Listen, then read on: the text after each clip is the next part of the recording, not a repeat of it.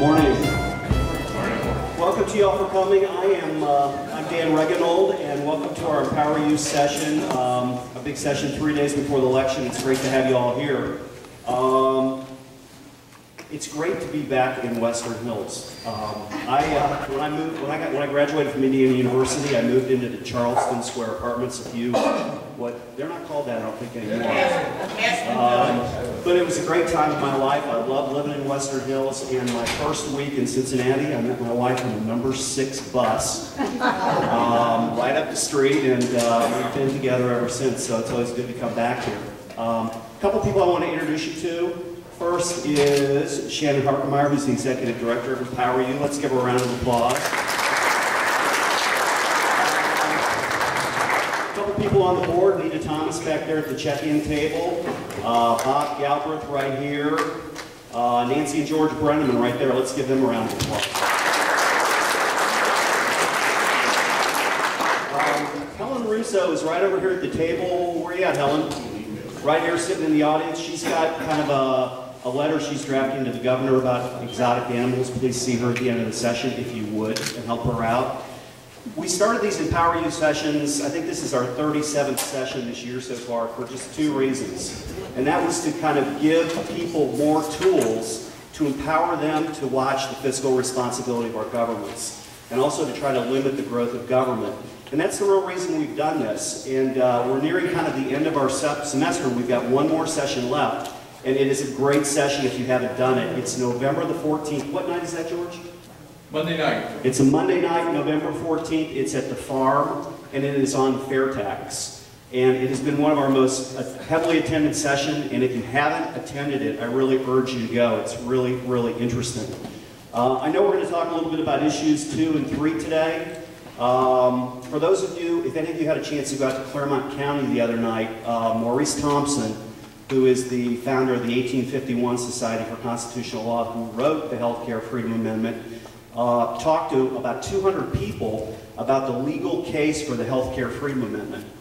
The Empire says that issue 3 doesn't matter. It's not important. It won't do anything, so you might as well not vote for it, or you might as well vote against it. I urge you to go on YouTube and watch about a 10-minute video of the legal reasons why that issue is very, very important if you get a chance. With that being said, we're just so glad that we've got Brian with us today to help us moderate this debate. And I just wanted to tell you a little bit about him. I think you grew up very close to here in Delhi Township. Went to Oak Hills High School, graduated in 1983.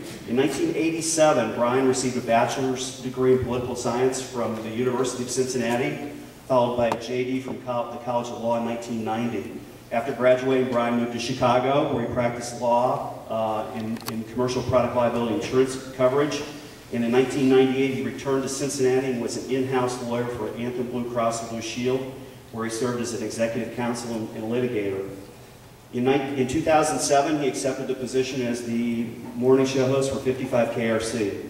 He lives in Sims Township with his wife Paulette and his 2 kids, Jerry and Lauren. We're very glad to have Brian Thomas with us today. Let's give him a round of applause.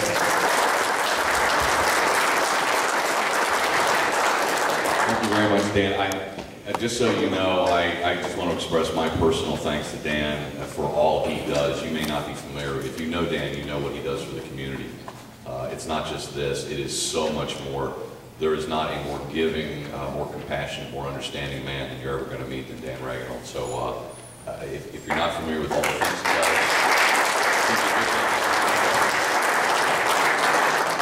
does, if you listen to my program, and whether you do or not, I think everyone has a general understanding of where we are in the world. There obviously are some financial problems we're having. We have illustrations in Europe, we have our own problems here. We're approaching $15 trillion in debt, and it seems unsustainable. So we have to call into question not only the size of government, but also the proper role of government, because clearly there are not enough resources in the world for government to do everything. So there must be some measure of limitation. And I know the guest panel today both have their own ideas on that. And you'll note, as I promised, I was going to be Switzerland today, because anybody listening to me knows what side of the track I fall down on. But I wore purple to prove my neutrality during the debate. So Let me just give you some background. Since Tim Burke won the toss or the pick, let me give you his background first. Tim Burke's practice devoted to local government law and government decision-making processes. His background prepared him for that. He spent 4 years in Cincinnati City Hall as legislative assistant to then council member Jerry Springer, served as the executive director of Little Miami Incorporated, a nonprofit corporation dedicated to the preservation of the Little Miami River, a state and national scenic river, and twice served on staff of Congressman Tom Luke.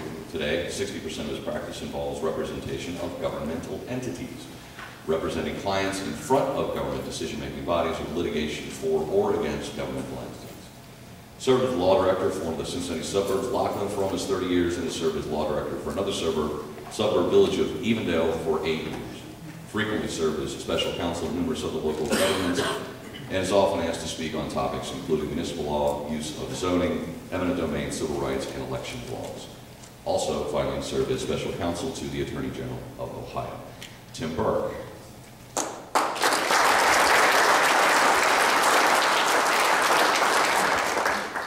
Next, in order of coin toss winning, Alex Triantafilou, chairman of the Hamilton County Republican Party in Cincinnati, Ohio, United States, and of counsel of the Cincinnati law firm of Dinsmore Schull. Previously served as a judge on the Hamilton County Court of Common Pleas in Cincinnati.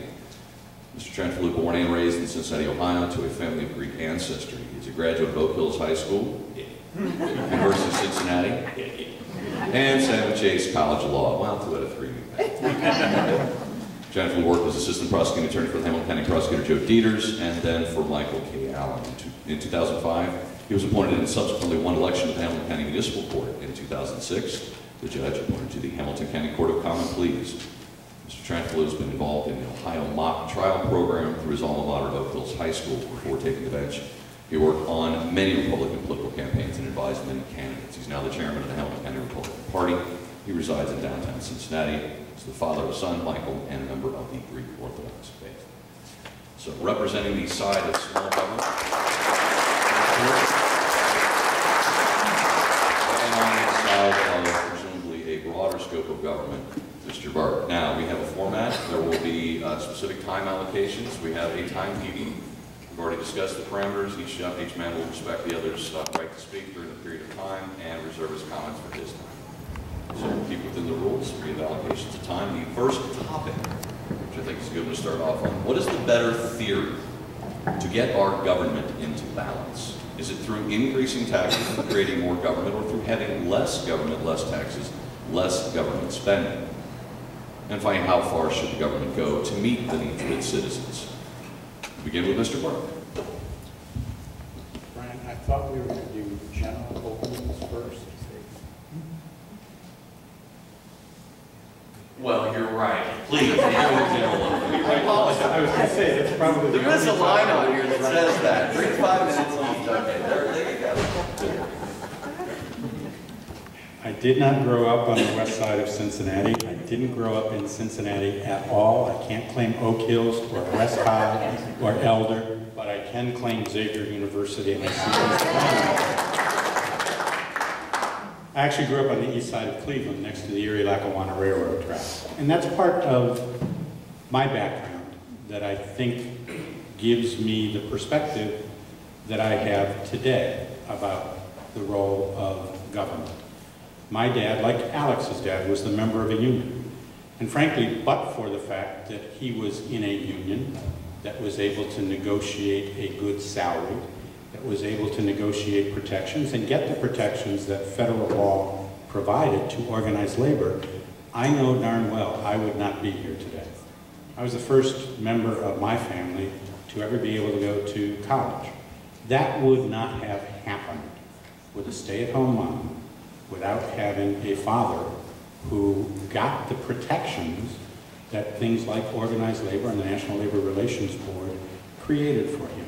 So that's part of where I begin with my view of government.